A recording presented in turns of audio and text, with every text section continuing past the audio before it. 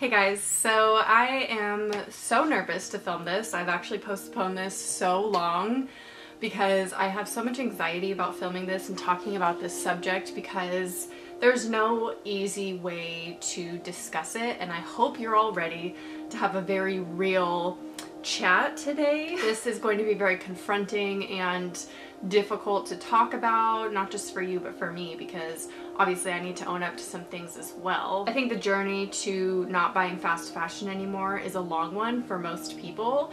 The first step is denial for a long time, and that's kind of where I was for a really long time. And that's ultimately, there's a lot of facets to fast fashion we're going to talk about today. There's many chapters.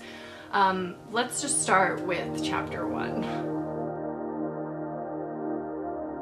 So I need to first address the elephant in the room. Obviously, I used to be a very large supporter of fast fashion publicly on my channel, and it wouldn't feel right to make this video without first calling out myself. So I have lied to you guys. I have stayed willfully ignorant after seeing comment after comment about the fast fashion industry and trying to shed light on it for me, and me just willfully ignoring all your comments about it. But I saw all your comments about the detrimental effects of fast fashion. Just, the comments asking my thoughts on fast fashion and why I choose to support these companies.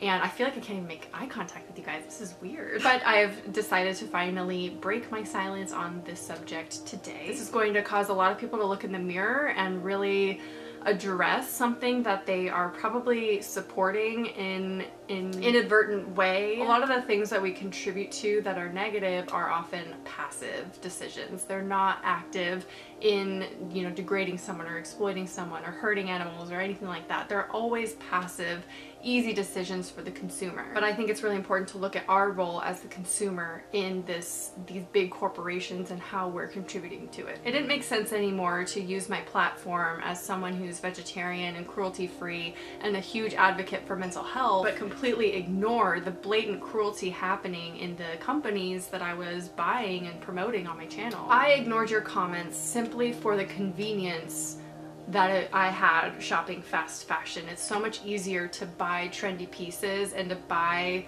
what everyone else is wearing when you shop fast fashion versus secondhand. So it's because I loved the ease of shopping, going to the mall and just shopping from Forever 21, Urban Outfitters, H&M. I hit up all those stores. You guys have seen the hundreds of hauls on my channel for these fast fashion companies, but it was purely for the convenience of myself, and that was the hardest pill to swallow and really face, because I would constantly get comments from you guys asking about this subject and fast fashion in general, and it's like, why are you such an advocate for people with mental health or mental illness but not for these people that are working in these sweatshops? And it really takes a mature person to be able to look in the mirror and say, you know what, things need to change. You have to maybe give up a few of your own pleasures and conveniences in your life to help better someone else's, and not just help other people but help the planet. I can tell you right now that a lot of these YouTubers that still shop and haul fast fashion companies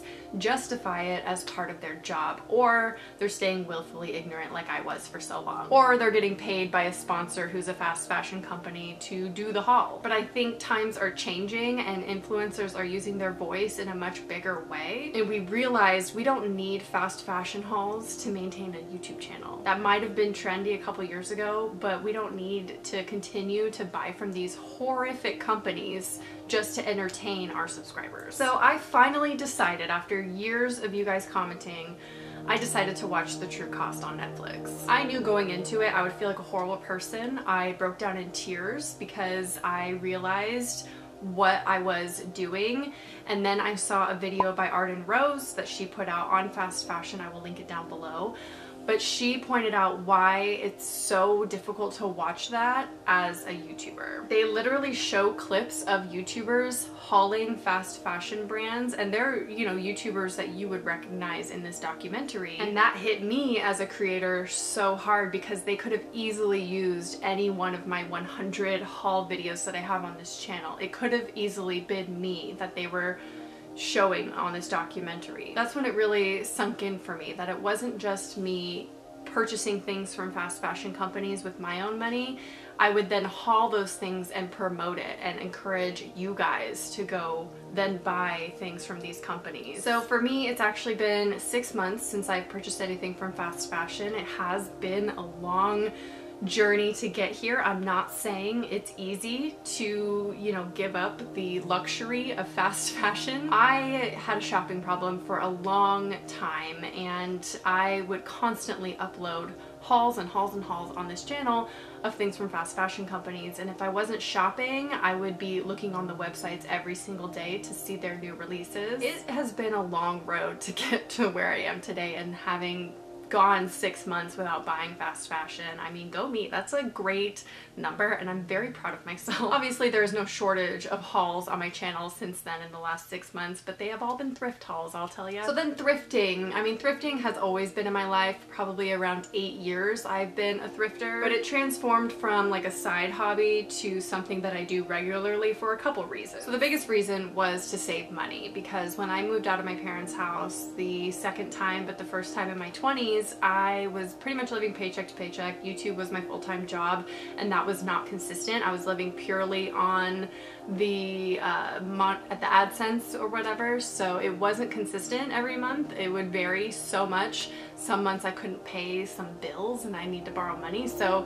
for me, thrifting was a way that I could still do hauls and buy fashion and things that I was passionate about, and then I really started to enjoy the hunt of it all and to find things that no one else had. When you thrift or you buy secondhand, you're ultimately going to be purchasing a lot less than you probably would, because it's not than you would at like a fast fashion store, because it's not about buying the whole store. It's not about the quantity, but the quality of things and the uniqueness of things, and like it's about the hunt. So when you go thrifting, you're not going to walk out with 20 items. I mean, maybe you will. Some people do, but they're like really talented. So to me, that makes you really love what you own more, because it did take a while to find that item. And I think that translates also into loving it more, because you couldn't just walk into a Forever 21 and see 20 items of the same thing and then just pick one up and walk to the counter. I feel like that makes it less enjoyable. I mean, obviously shopping is a pleasure activity. There's a reason why we shop and why shopping addiction is like a real thing. It's because it activates the pleasure centers in your brain. But I feel like it's a lot less enjoyable when it's so easily accessible to you to just walk into a Forever 21 and grab it and go to the counter and buy it, and then it's yours, and then a year later you don't care about it because, what was it, $5, and then it took you nothing to get it. Like, I think thrifting makes you treasure pieces more and just love those pieces more. Okay, so I'm gonna be a little hypocritical here, but stay with me.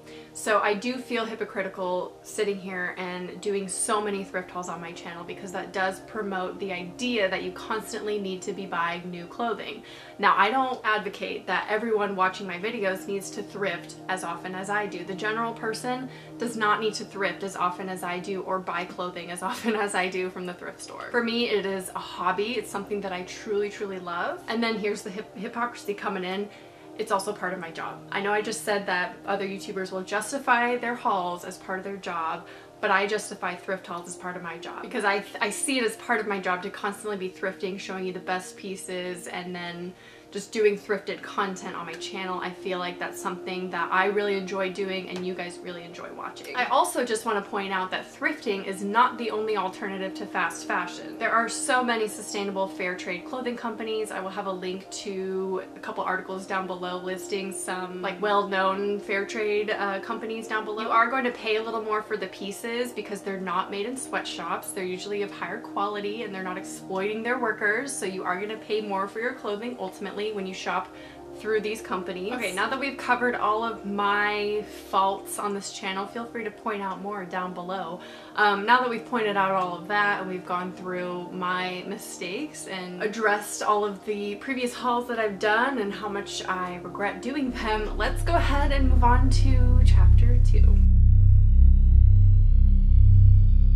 So I think generally as a society, we purchase too much textile goods. Fashion, of course, can be a hobby, it could be a way you express yourself, like I mentioned, it could even be a career, but I think that the average person does not need as many clothing items as they think that they do. Nor do they need to go through clothing items as quickly as the seasons change, which is what is pushed upon us. The way we see fashion now is in no way related to how we used to see fashion like 100 years ago. It was seen as something that was needed, but not necessarily something that needed to be purchased every single year. I'm not saying we need to go back to this lifestyle of making our own clothing, but maybe we should start looking at it as something that's less disposable, because it is something that someone made. Like, it's still a garment, it's still an item of clothing, and I think they need to be cherished a little bit more. Not necessarily you have to like bow down to them, it's just a shirt, you know? But I don't think that shirt should be seen as disposable. Now, generally most people don't live like this. They're not like every single season I need to get new clothing, unless it's like back to school time. But there are many people in the world that see a new trend pop up and they need to get on that bandwagon as quickly as possible, so they will then,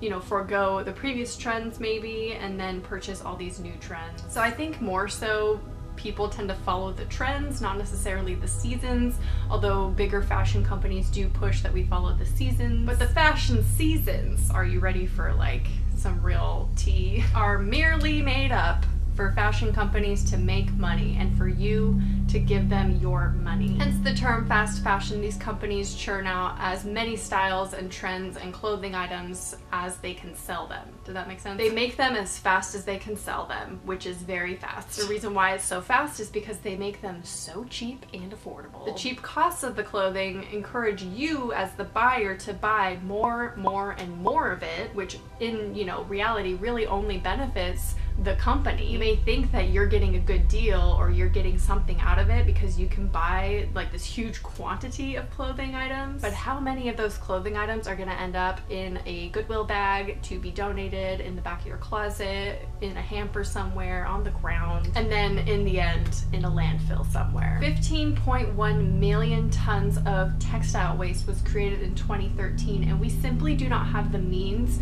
to get rid of that much waste. Now, it's not just the fashion companies that are pushing us to constantly be on trend, constantly buy new items, but it's also society that tells us this, and social media. And this hits home for me as a YouTuber who has an audience that if I'm gonna promote something, it better be good or have good morals behind it, because it's going to influence people. Not a lot of YouTubers have that mindset though. However, I do promote the idea, you know, again, not intentionally, it's just something that I happen to be promoting because I thrift so often, that you constantly do need to be buying new clothing. Or by promoting this idea of like buying fall clothes, it's like, what about the fall clothes from last year? Are they like not good? So even in me thrifting and doing these hauls, I'm still promoting that idea. It's like impossible to avoid, because buying as much thrifted clothing as I do can also be seen as damaging, because although it's secondhand, I still go through clothing and that clothing still ends up in a landfill somewhere. So that behavior in itself isn't that great, but it is a lot better than giving my money to these fast fashion companies. Also, there's this idea of it's a taboo thing to wear an item of clothing more than once a week or more than once in general, which is absurd. I mean, I could argue that clothing is merely there to cover your body, but that's not the case in today's society, of course. Clothing is, of course, a way that we express ourselves. It's a lot of people's passions. It's there for comfort. It's not just there to prevent the world from seeing your naked body. But you absolutely can wear one item of clothing so many different ways, so many times before it's bad or whatever. And when you look at something and see it as something that you only wear once in a while, that is such a wasteful mindset. Also, I just want to point out that when you own less, you tend to love the things that you do own that much more. And that can go for more than just clothing, of course, but when you only own the clothing items that genuinely make you happy, it's so much easier to piece together outfits, and you genuinely love those items that much more. Okay, so I hope you guys have made it at least this far. I know this is a very long, extensive video, but I had a lot to say on this subject, so I hope you're still here with me, because we're really gonna get into the juicy stuff, the tea, you know? Is that even...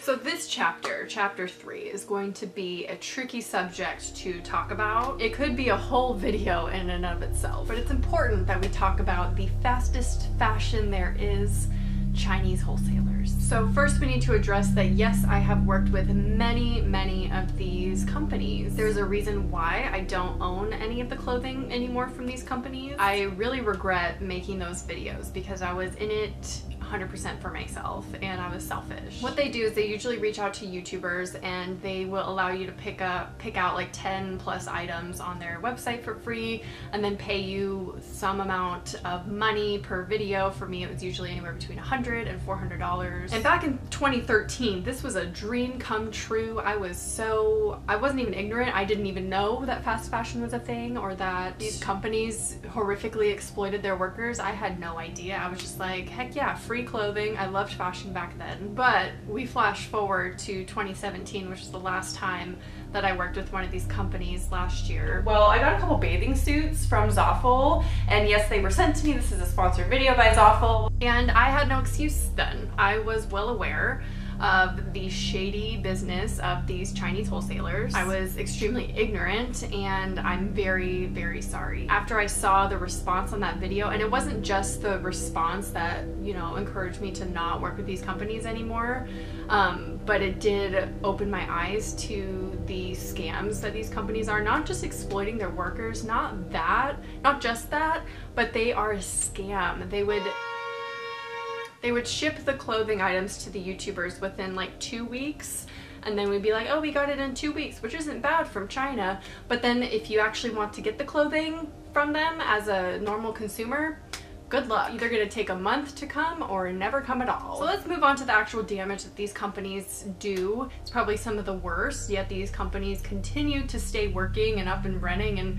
have customers, and they're scamming people and getting away with it. Let's start with the most obvious scam on these websites. You're not actually going to be getting what you see in the photos because the photos are not actually theirs. They actually reproduce clothing items from other companies, or they find photos on social media, steal those photos, and then make a garment resembling that photo but make it super cheap. I mean, how are their clothing items 99 cents? There are so many people being exploited here, including you, the buyer. The replica of these items are usually super cheaply made with horrible fabric, I know from experience, and sometimes the design isn't even close to what the original garment is. So let's say after you wait 4 weeks to actually get the item that you paid $2 for, and it's not anything like you see in the photo, or doesn't fit properly because their sizings are off. Good luck trying to get a refund because you won't get one. Their customer service is just terrible. They definitely treat YouTubers in a different way than they do their actual customers. If you want to watch an entertaining series on how they actually scammed a YouTuber, I will link Carrie's videos down below. There's like a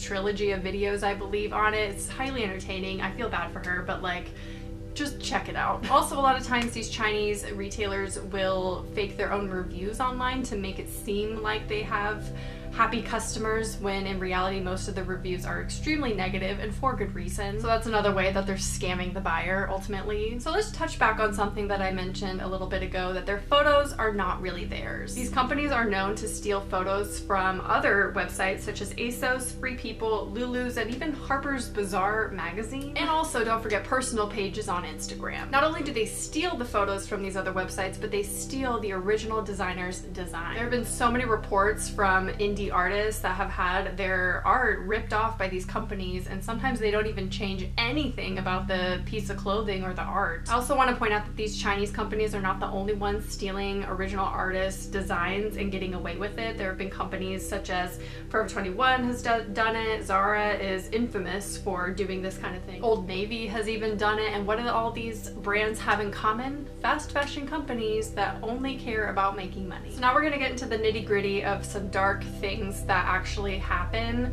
behind the scenes of your Forever 21 and other brands similars clothing.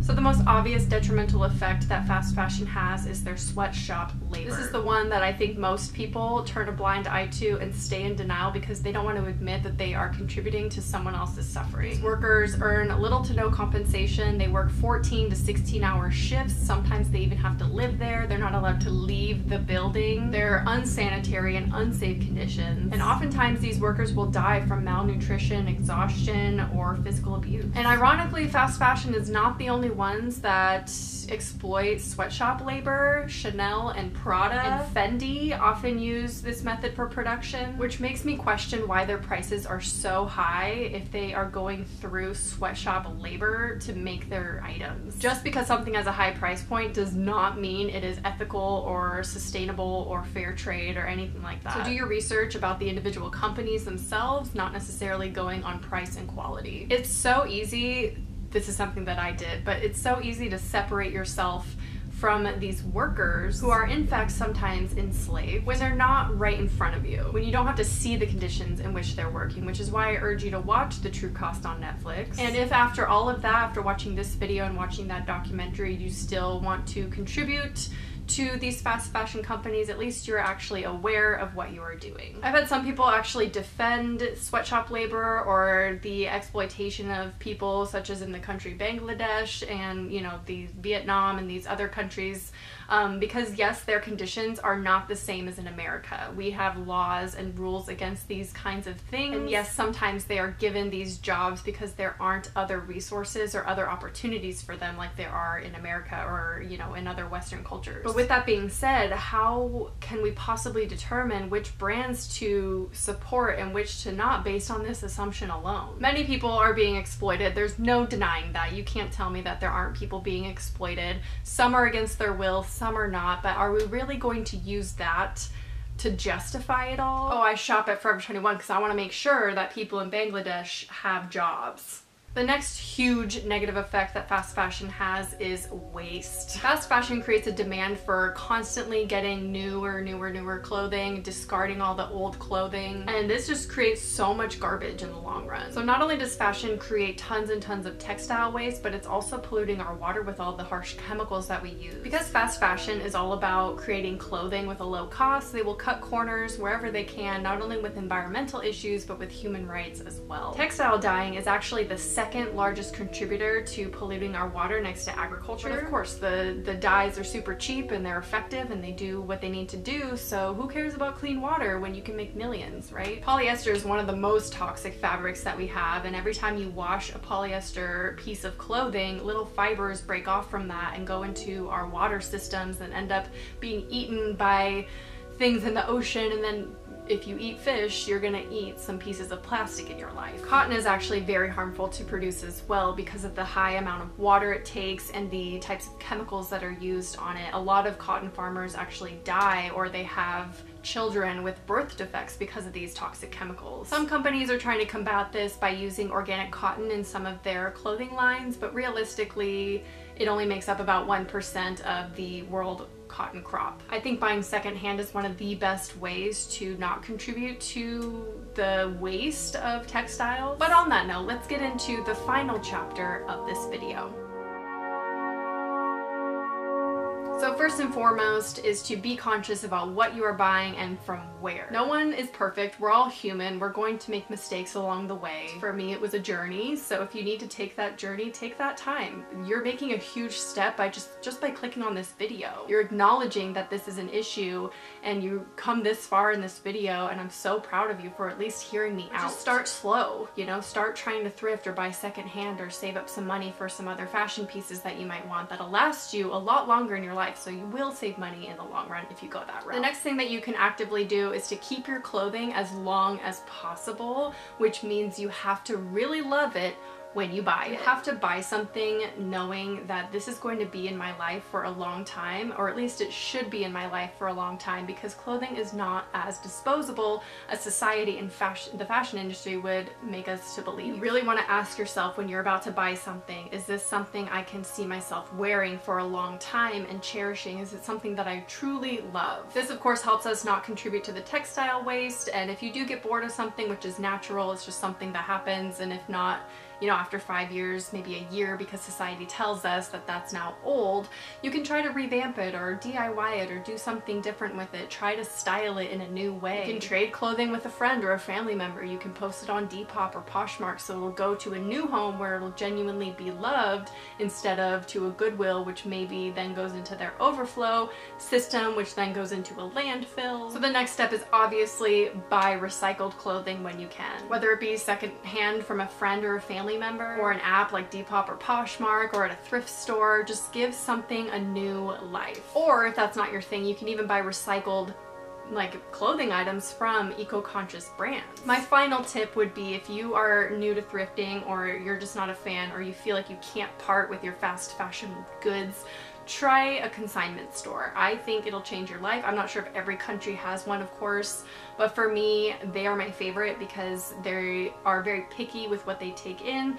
So they have a lot of on-trend items, name brand items. You're gonna find a lot of fast fashion brands at these types of stores. Basically, if you don't know what a consignment store is, I talk about it all the time on my channel, but it is where you maybe take in some clothes that you don't want to them. They go through it, see if they want to buy anything from you, like they'll pay you money for it, and then they will resell that item in their store. Another great thing about these stores is you find the trendy name brand items, okay? Maybe you find something from Forever 21, H&M, Urban Outfitters. It's going to be cheaper there because it is slightly used.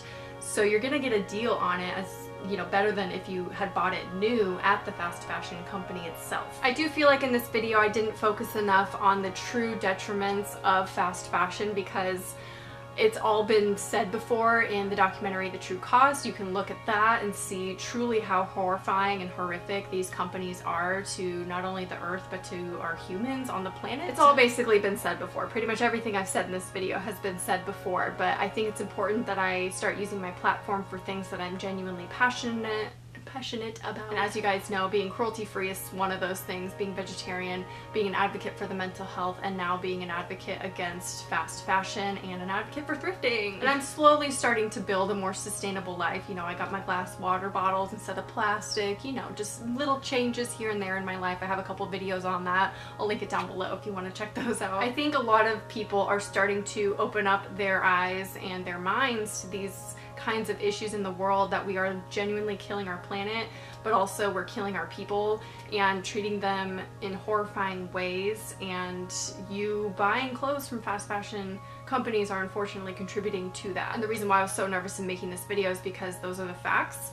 And usually I state opinions about things and then it's a conversation, but this video is full of facts, unfortunately. I still want this to be a conversation. I still want you to share your opinions down below, and any other information that you have. There's a ton out there, so I know that there's going to be more. So browse the comments, read up some more on this subject, do your own research, watch The True Cost, do what you can. And I know it's hard to, you know, swallow that pill at first. This video is the first step if you are new to this kind of journey.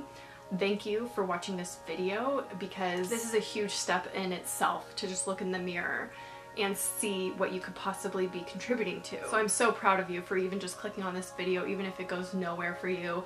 I'm so happy that you watched this video. So with all that being said, I don't really know how to round up the end of this video or to end it, but leave your thoughts in the comments and share this video around. It's, you know, has a lot of information there. Share it as much as you can, and I hope you enjoyed. Most of you probably did not enjoy, but I hope you kind of got something out of this video, and I will talk to you later.